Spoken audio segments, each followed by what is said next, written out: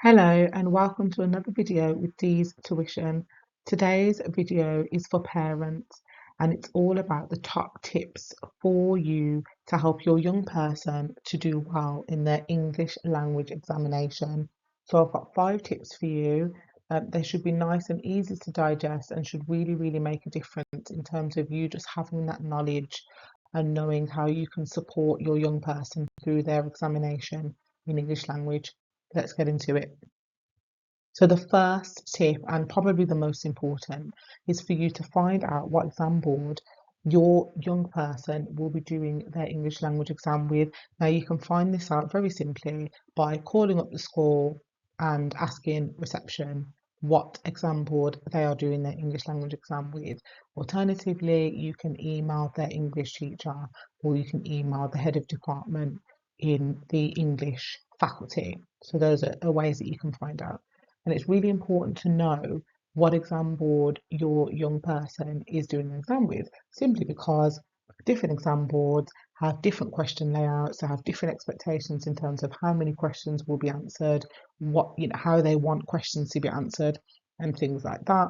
So it's really important that you know exactly what they'll be doing. Different exam boards have varying amounts of marks, and also you want to be able to know what those grade boundaries are, which you can also find out online, but you cannot do that until you know what the exam board is.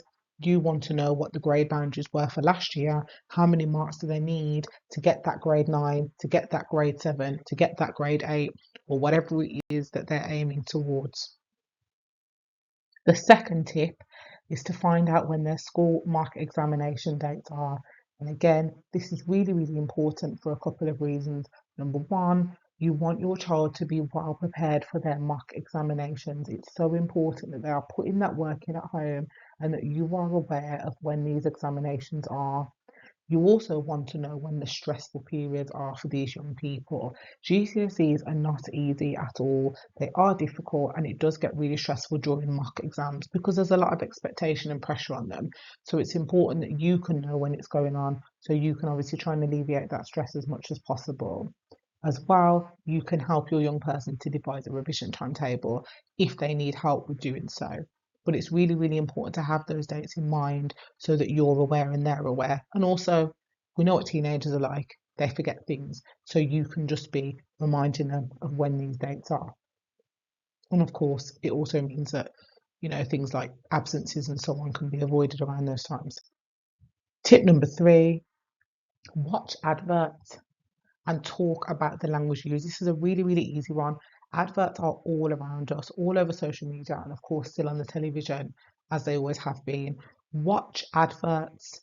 We know that adverts are trying to sell us things, but how are they using that language? Now, you do not need to be an English specialist to be able to talk about adverts and how it's trying to convince you to buy something or to do something. And this won't feel like revision, it won't feel difficult for them. So do that with them. If you are looking at ads on social media, you can literally look at the wording. If you're looking at posts from influence and things like that, again, look at that wording, talk about the language. The English language exam is what it says on the tin. It's all about language. So understanding language is so important. It's a really easy way to do it. Tip number 4, watch film openings and film endings. The likelihood is they will be asked to talk about structure, right? And they're also asked to talk about structure in literature as well, but they will be asked to talk about structure. An easy way to start thinking about how somebody has structured something is by looking at a film opening. Why is it opened in this way? How is that engaging? And again, endings. Why is it opened in this way? How is that engaging? Because whether it's a film or whether it's a text, as in a story format, the things that you can say about and write about are largely the same.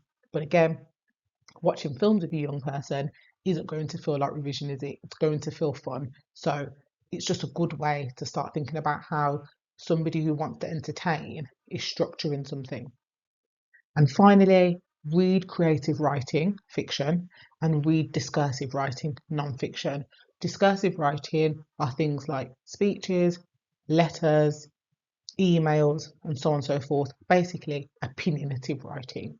So you should have lots of examples of that, and no doubt you will use that type of writing in your work at some point. So that's an easy thing that you can share with your young people.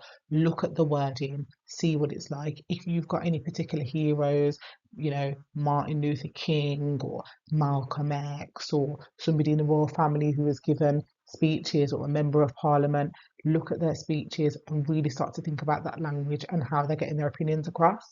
And in terms of creative writing, fiction, again, it's just reading stories, it doesn't need to be a 400-page book, but it does need to be something creative. You can read short stories, you can Google 500-word stories on the internet and read short stories with them, and that is perfectly fine as well. Okay, so those are my top tips. Really easy bite-sized things that you can do to help your young person. Also, please don't forget, if you like this video, to like, comment, share and subscribe. And I wish you the best of luck with helping your young person to do well in their exams. See you in the next video.